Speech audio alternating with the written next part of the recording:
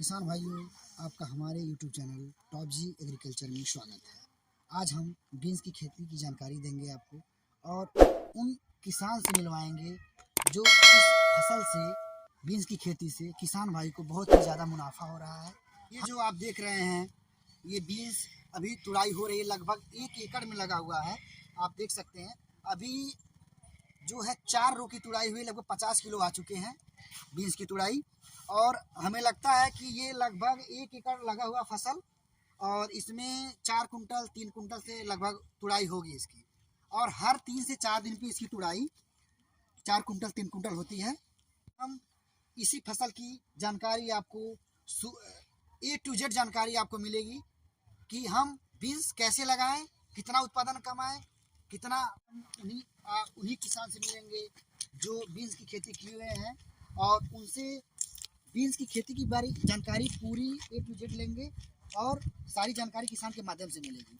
और ये बीन्स लगा हुआ है, लगभग आपका 60-65 दिन का हो चुका है, 65 दिन की हो चुकी है वैरायटी, जिसकी जानकारी हम आपको देंगे बीन्स की खेती के बारे में।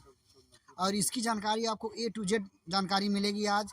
और वीडियो छोड़कर कहीं मत भागिएगा, आप वीडियो को लास्ट तक देखें। बीन्स की उन्नत किस्म और उन्नत खेती कैसे करें, ये आज आपको जानकारी हम देंगे और अपने इस वीडियो के माध्यम से। तो आते हैं सर्वप्रथम भूमि की तैयारी में। हम भूमि की तैयारी कैसे करें, सर्वप्रथम भूमि की तैयारी में ये देखना हमें, ये बीन्स जो है आपका हर मिट्टी में खेती कर सकते हैं आप, जिसमें आपकी बालू मिट्टी हो गई, चिकनी मिट्टी हो गई और पीली रेतीली, किसी भी मिट्टी में कर सकते हैं। और ये ठंडे मौसम में ही अच्छा उचित बढ़िया उन्नत उत्पादन देता है, जिसमें हम आपको ये आप जो लगा हुआ है, इसका लगभग मिट्टी का pH मान आपका होना चाहिए लगभग 5.5 से लेके 6.0, बहुत ही अच्छा माना जाता है बीन्स की खेती के लिए। और इसका जो आप खेत में सर्वप्रथम आप गोबर की खाद, जो कि 1 एकड़ में 2 टाली लगभग, और उसके बाद रोटावेटर से खेत को जुताई करवा के, पाटा लगवा के, आप बिल्कुल बराबर करवा के, फिर मल्चिंग पेपर लगा के, और आप जो है डंडे, इसमें आप देख सकते हैं लता वाली बीन्स है, जिसे आप धागे पे भी लगा सकते हैं। और अब आते हैं हम उर्वरक पे।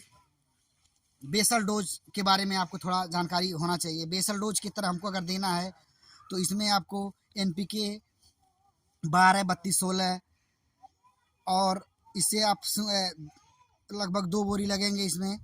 और इसमें आप बेसल डोज में SFP सिंगल सुपर फास्फेट भी आप दे सकते हैं 2 बोरी, और खाद के रूप में प्रयोग किया जाता है। इस सेमनिस का बीज जो आप लगा है मोरोडेला, इसमें जो सर्वप्रथम बीज उपचारित जो है आप जो है UPL कंपनी की साप आती है, उससे भी उपचारित कर सकते हैं। और आप जो है कार्बेंडाजिम से उपचारित कर सकते हैं बीज को, क्योंकि उपचारित करने से जो उत्पादन गुणवत्ता होती है वो बेहतर होती है और पौधे की ग्रोथ वगैरह अच्छा होता है। ये दो दवाओं से आप उपचारित कर सकते हैं। और देख सकते हैं आप कितने गुच्छेदार में है, लगभग ये फल इसके आधे फुट से बड़े बड़े हैं, आप देख सकते हैं। इधर भी देख लीजिए किसान भाइयों, बीज उपचारित से आप बीज उपचारित कर सकते हैं। और आपको बता दें, पौधे से पौधे की दूरी लगभग 1 फुट होनी चाहिए। और ये देखिए कतार से कतार की दूरी जो आपका 2.5 फीट है, 2.5 फीट होनी चाहिए। और ये लता वाली बीन्स है जो आप देख सकते हैं, हम खेतों के बीचों बीच आए हुए हैं। और इसमें आप सोच रहे होंगे पानी कैसे दें। किसान भाइयों, इसमें जो है पानी बहुत ही कम मात्रा में लगता है, नमी बना के रखना रहता है। अधिक पानी ज़्यादा होने पे भी पौधा ग्रोथ नहीं करता है। इसमें हल्की सिंचाई करनी चाहिए। ड्रिप द्वारा बहुत ही अच्छी सिंचाई होती है इसमें, लेकिन यहाँ पे किसान भाई ड्रिप की व्यवस्था न होने के कारण कम से कम लागत में ये खेती हुई है, जो कि ज़्यादा भार ना पड़े किसान भाई पे, कम लागत में आपकी अच्छी इनकम हो। बुआई के बाद जो है 15 दिन बाद लगभग आप इसमें जो है आप 30 किलो यूरिया और 1 किलो जिंक आप जड़ में ज़रूर दें, और जिससे पौधे की अच्छी ग्रोथ होगी। फिर 35 से 40 दिन बाद आप जो है 30 किलो यूरिया की और 2 किलो माइक्रो न्यूट्रिएंट्स जो है प्रति एकड़ आप जड़ में दें।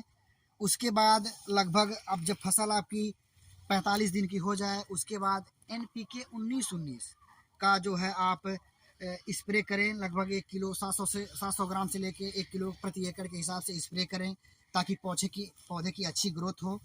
और किसान भाइयों, इसकी वानस्पतिक वृद्धि के लिए जो आप जो है इसमें जो मल्टीप्लेक्स कंपनी का जीवा रस आता है और एरिज कंपनी का आता है माइक्रो न्यूट्रिएंट जो ग्रोथ के लिए अच्छे होते हैं। ऐसी बहुत सारी कंपनियों की दवाएं आते हैं जो हमने आपको बताया है। किसी भी कंपनी का मैं ऐड नहीं कर रहा हूँ, जो किसान भाई लोग डालते हैं वो चीज़ें जानकारी दी, मैं वो चीज़ें मैं आपको बता रहा हूँ।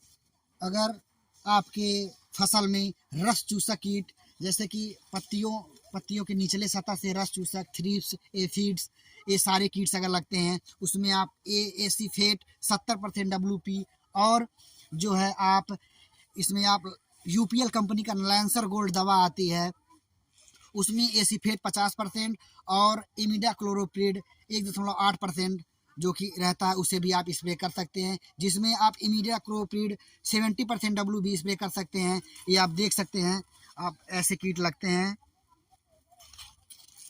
नीमा, ये देख लीजिए आप फसल में देख सकते हैं। इन सब कीटों का नियंत्रण बहुत ही बेहतर तरीके से आपको हो जाएगा, जिससे सुपर से कीट नियंत्रण कर सकते हैं। जिसमें टेक्निकल होता है प्रोफेनोपास प्लस साइपरमेथ्रिन, जिससे फलीभेदक कीट नहीं लगेंगे आपके फसल में और फसल आपकी बहुत ही बेहतर क्वालिटी की चमकदार होंगे।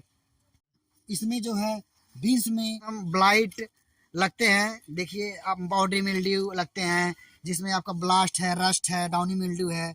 इन सब की रोकथाम के लिए आप जो है प्रोपिकोनाजोल 25% EC टिल्ट नाम से सिएंटा कंपनी की आती है, उसे भी आप डलवा सकते हैं। सोइजॉक्स आता है, वो एजेस्ट्रोबिन और ये टेक्निकल होती है 7.8% का होता है, इसे भी आप डलवा सकते हैं।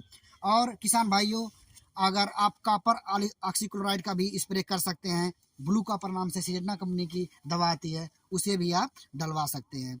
और आपको हर 7 से 10 दिन के अंदर में आप शुरुआत में आप इंडोफिलियम 45 मैनकोजेब 75% का भी स्प्रे कर सकते हैं, जिसमें आपके खेत में फंगिसाइड कवक नहीं लगेंगे। अपने हिसाब से सभी जानकारियाँ दिया कि ये फसल से आपकी सुरक्षित हो। और लास्ट में किसान भाइयों सबसे उपयुक्त चीज़ है कि उत्पादन हमें लगभग कितना मिल जाएगा। तो किसान भाइयों, उत्पादन जो है जलवायु पर निर्भर करता है और आपके क्षेत्र के जलवायु के ऊपर निर्भर करता है और वैरायटी के ऊपर निर्भर करता है, मिट्टी के ऊपर निर्भर करता है कि आपके वहाँ कौन सी वैरायटी सूटेबल है, कौन सा अच्छा है।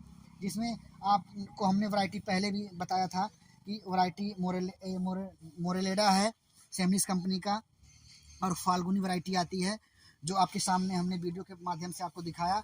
और इसी वजह से ये लगभग 100 से 125 कुंटल प्रति एकड़ के हिसाब से उत्पादन इसका बताती है कंपनी, लेकिन वो आप अपने हिसाब से उत्पादन देख सकते हैं। ये बीन्स अभी तुड़ाई हो रही है, लगभग 1 एकड़ में लगा हुआ है, आप देख सकते हैं।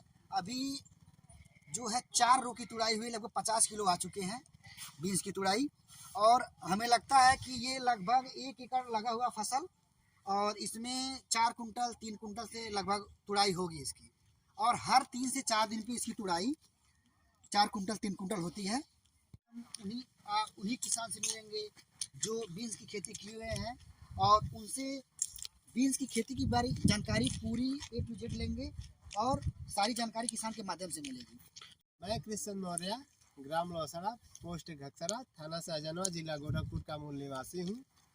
मैं इस समय बीन्स की तोड़ाई करवा रहा हूँ और हम देखें कि क्या नाम है, इस समय ठंड के वजह से किसी सब्जी में अधिक बेनिफिट नहीं मिल पाता है, इसलिए बीन्स की खेती हम इस सत्र में करवाए हैं।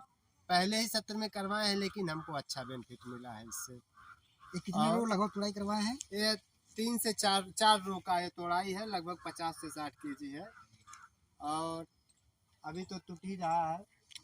टूटने के बाद लगभग 3 से 4 क्विंटल लगभग होगा 1 एकड़ में। यह 1 दिन गैप पे मतलब तोड़ा जाता है। 1 से 2 दिन? हाँ, 1 से 2 दिन के गैप पे तोड़ा जाता है। तो आप जो है ये फसल कब लगाएं और कौन सी वैरायटी लगाएं, थोड़ा जानकारी यह दीजिए। फसल हम क्या क्या डालें आप?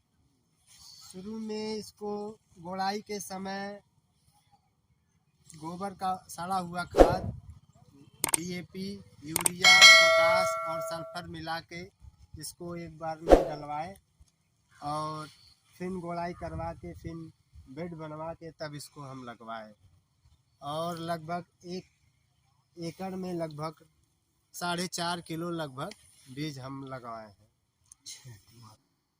किसान भाइयों, अगर हमारे द्वारा दी हुई जानकारी अगर आपको अच्छा लगा हो तो हमारे YouTube चैनल टॉप जी एग्रीकल्चर को सब्सक्राइब करें, लाइक करें और अन्य किसान भाई को शेयर करें। धन्यवाद।